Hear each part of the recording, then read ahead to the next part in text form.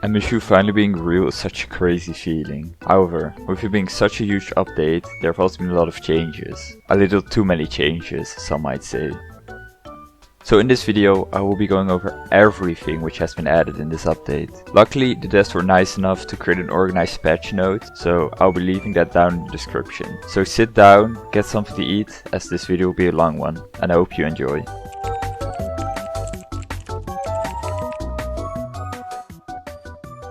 First and foremost, we got the replacement of the old subliminal manipulator, this ZCA-001. The controls of this machine are a lot more complex, so I won't be going in depth as I'm planning to doing that in another video, so if you want to see that, be sure to subscribe. Anyways, this is sorta the main machine where mutants are created.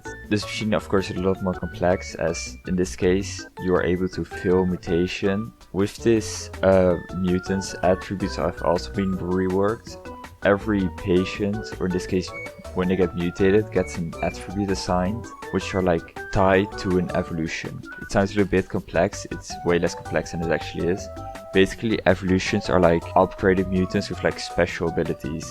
You can trigger an evolution via the next machine, which is I'll show it on screen now, the mutant containment cell. Like I said earlier, I'll be going in depth in another video on this, as it's a lot more complex. On screen now, real quick, I'll show all the evolutions, all the different mutants. There are a lot. Oh yeah, quick note, I'm adding this later. The Ice Walker and the Tank Mutant aren't evolutions. They can be gotten via different means. However, I'll be going in on how they can be achieved in a different video, like I mentioned earlier.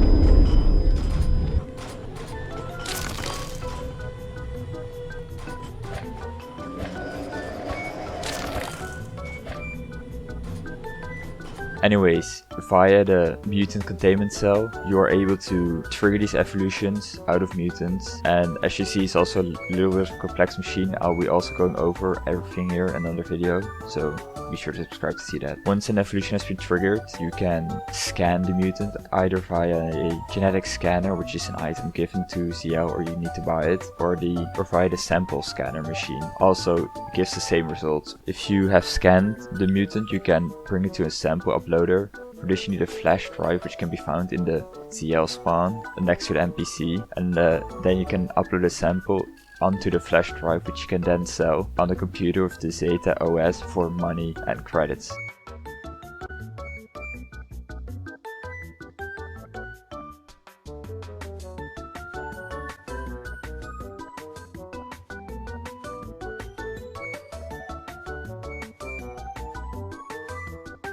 The next anomaly they added is ZCA-002, or also known as the red faucet. Like the name suggests, it's quite literally a faucet which emits a strange liquid. This liquid you can control via the control center, and the liquid can have different states it can be in. The most interesting one being the superheated state, where if anyone touches it or any human touches it, they instantly die and turn into an entity. I believe the entity is called ZCA-002-1, which are extremely aggressive and can merge into each other to create bigger entities.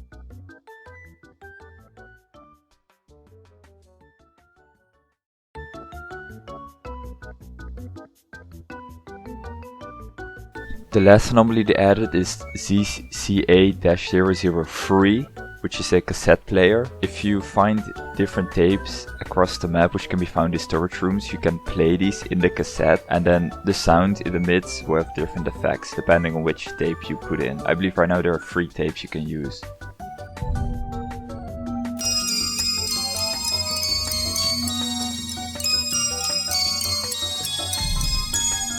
In this bit I'll be going over all the map changes which have happened in this update. Due to the fact that quite literally the entire map has been changed, this bit might be a little bit longer. I've tried to keep it short. However, if you're just generally not interested in the map changes, just be sure to skip to the timestamp shown on the screen.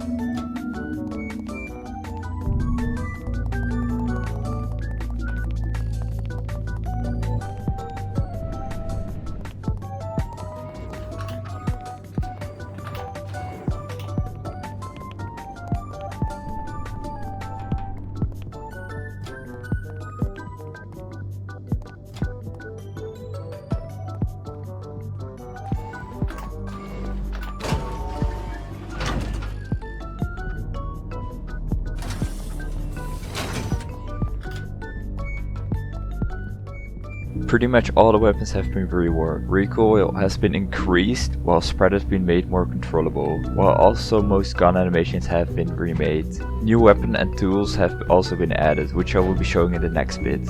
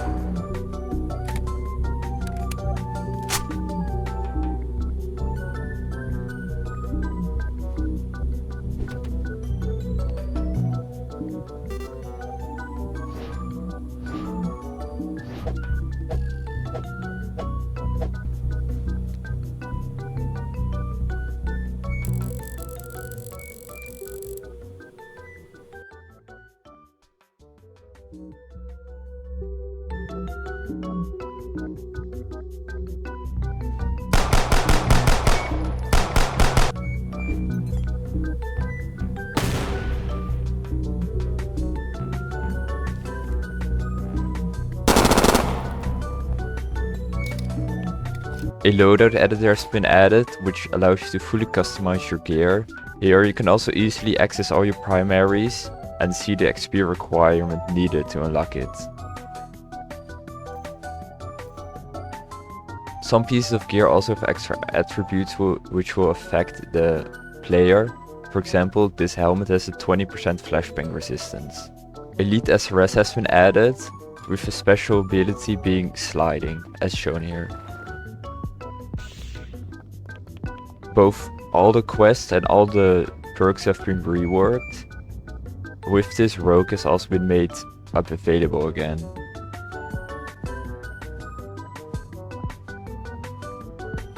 A new tab has been added with achievements. These achievements, once obtained, will give a badge. A new type of door has been added called Bioscanners. These doors will only open once if you're on the correct team. However, hostiles will be able to hack this door and open it regardless using the hacking device. The hacking device also allows you to hack a multitude of items and other systems across the site, for example this info board over here.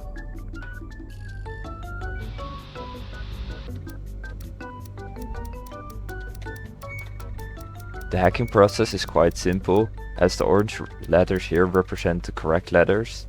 The blue letters are possible letters, and this way you have to create a free letter word bug.